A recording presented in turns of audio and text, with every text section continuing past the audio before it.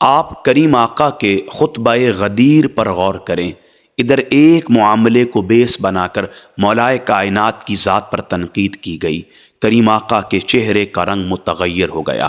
آپ منبر پر تشریف لائے اور خطبہ ارشاد فرمایا۔ آج اس بحث کو چھوڑ دیں 1.25 لاکھ صحابہ تھے یا 1.25 نہیں، بات تعداد کی نہیں ہے، میرے کریم آقا کے مبارک الفاظ کی ہے۔ نبی رحمت صحابہ سے گواہی لیتے ہوئے فرماتے ہیں، هل تعلمون انی اولا بالمؤمنین من انفسہم، هل تعرفون انی اولا بالمؤمنین من انفسہم، هل تشہدون انی اولا بالمؤمنین من انفسہم۔ جیسے ہی کریم آقا یہ گواہی کے لیے مبارک جملے ارشاد فرماتے ہیں، تمام صحابہ یک زبان ہو کر عرض کرتے ہیں، قالوا بلا، حق ہے یا رسول اللہ صلی اللہ علیہ وسلم، آپ ہماری جانوں کے حاکم ہیں، مولا ہیں، سردار ہیں۔ بالمتصل کریم آقا صحابہ کی گواہی کے بعد مولا کائنات کا ہاتھ پکڑ کر صحابہ سے فرماتے ہیں، پھر سنو، من کنت مولا ہوں، میں جس کا مولا ہوں، فعلی مولا ہوں، پس میرے بعد علی اس کا مولا ہے۔